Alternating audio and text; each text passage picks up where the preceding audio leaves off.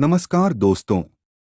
आज हम आपको बताएंगे सैम बहादुर द ग्रेटेस्ट के बारे में जिनकी सभी बातें कर रहे हैं। सैम मानेकशॉ के बारे में कुछ रोचक तथ्य। सैम मानेकशॉ पहले भारतीय सेना अधिकारी थे जिन्हें भारत में फील्ड मार्शल के पद से सम्मानित किया गया।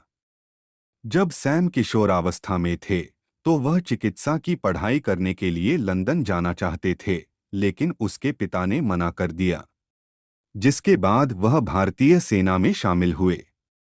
वह 1932 में भारतीय सैन्य अकादमी, देहरादून के पहले बैच में शामिल हुए थे।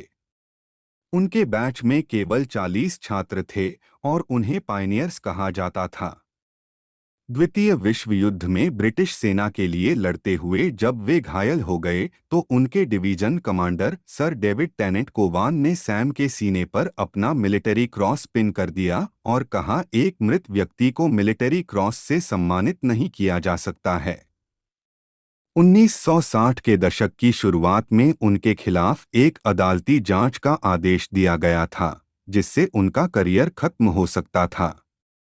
हालांकि आरोप कभी सामने नहीं आए, लेकिन माना जाता है कि चीन के खिलाफ 1962 के युद्ध ने उन्हें बचा लिया और मानेकशॉ को 4 कॉर्प्स की कमान सौंपी गई।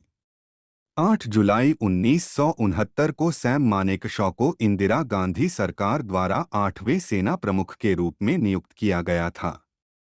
1971 के भारत-पाकिस्तान युद्ध के दौरान सैम ने पाकिस्तान के खिलाफ भारतीय सेना का नेतृत्व किया था, जिसने दिसंबर 1971 में भारत की जीत और बांग्लादेश के निर्माण का नेतृत्व किया।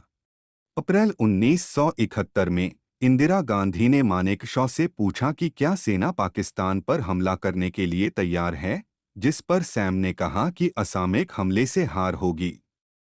जिसके बाद मानेकशॉ ने इंदिरा गांधी से युद्ध के लिए कुछ महीनों का समय मांगा था। दिसंबर 1971 में युद्ध की पूर्व संध्या पर इंदिरा गांधी ने सैम से पूछा कि क्या वह तैयार हैं।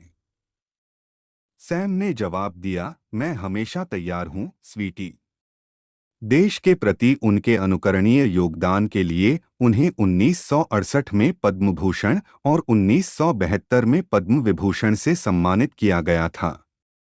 जनवरी 1973 में उनकी सेवानिवृत्ति के समय उन्हें फील्ड मार्शल के पद से सम्मानित किया गया, जिसके बाद सैम मानेकशॉ भारतीय सेना के सर्वोच्च पद से सम्मानित होने वाले स्वतंत्र भारत के पहले सेना अधिकारी बने।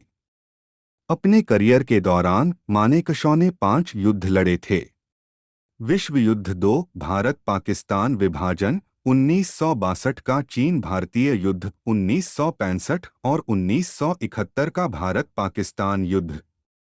27 जून 2008 को तमिलनाडु के वेलिंगटन के सैन्य अस्पताल में उनकी मृत्यु हो गई।